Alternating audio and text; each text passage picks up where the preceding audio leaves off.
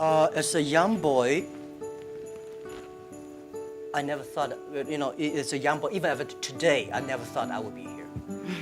Honestly, I never thought. But as a young boy, when I look back, every problems I met when I was a kid benefited me. I failed so many times. People probably know that I'm applying jobs for so many jobs, over 30 jobs, all rejected, not even got a chance. 24 of us were interviewed for a KFC job. 23 accepted. I was the only guy rejected. 6 people went for looking for a police job. 5 accepted. I was the only one. My cousin and I applied job as a server in a 4-star hotel in my city. We waited a long queue for 2 hours. He was accepted. I was rejected. So my mother looked at me, but I know this is a training course for me. Before my 30 years old, I'm a failure. People lose, but I never give up. I think there is an opportunity there. And then I was a teacher later. I graduated from university. I was a teacher in the university for 6 years. Number 5 year, I was elected the best teacher of my university, elected by students. So I said, everything I taught my students are the things I learned from books. What if I go out, spend 10 years, experience all the things, whether fail or succeed, I go back to teach again. That was my original thinking doing Alibaba. So I never thought I could be rich. I never thought I would be successful.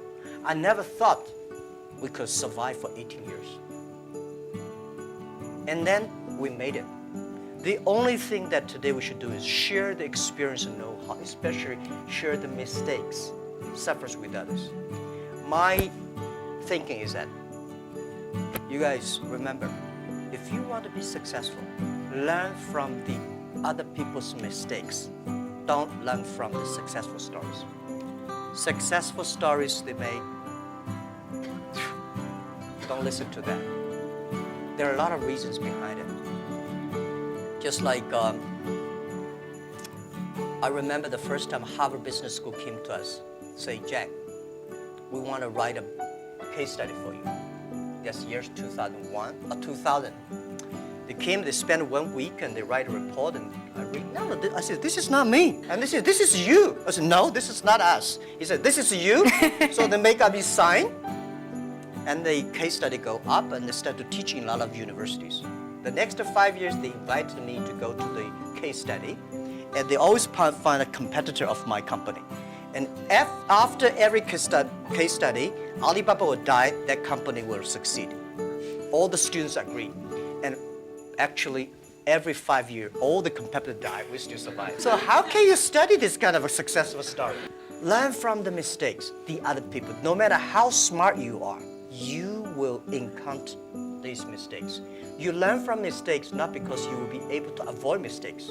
You will able to, when these mistakes come, this suffer comes, you know how to deal with it, how to face it. The book I want to write, if I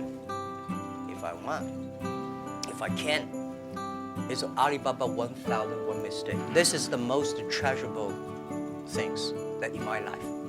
In my life, it's not how much we achieved, it's how much we've gone through the tough days and mistakes. And this is what, if you start to think now, you're good. So if you ask me when I was a boy, I never thought about that. Never. Let me tell you one thing. I never thought I could be a CEO. I never thought later I'd become a good CEO. One of the things I learned is from teachers. As a teacher, very important the character of a teacher is the teacher always expects his students better. I want this student to become a banker, that's to become a mayor, that guy is a scientist. This is all teachers want. If you don't have this kind of thinking, it's a lousy, it's a terrible teacher. A good teacher always wants the other people better.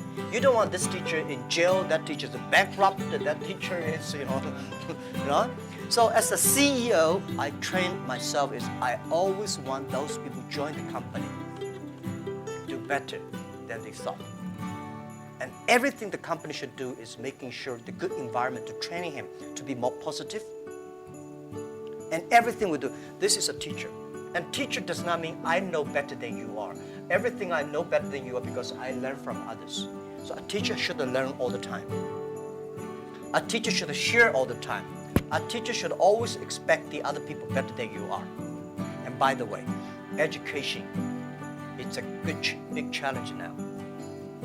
If we do not change the way we teach, 30 years later we'll be in trouble.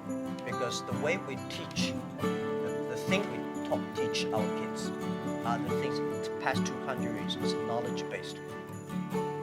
And we cannot teach our kids to compete with machine who is smarter. We have to teach something unique. That is, machine can never catch up with us.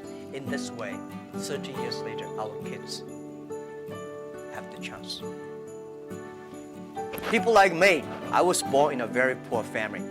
I never got a great education.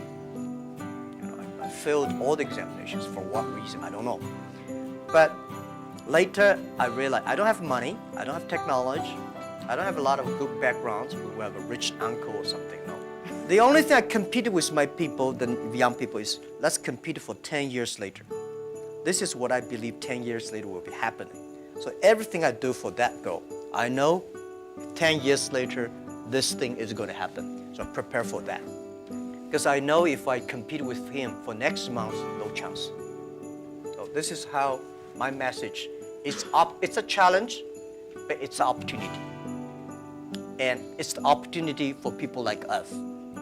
This world, the most difficult thing is to convincing a successful people.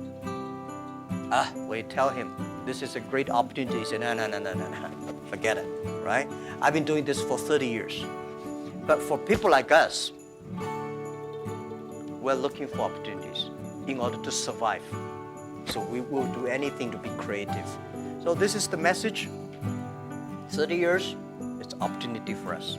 It's a challenge for those people who are 60 years old. If they're 60 years old,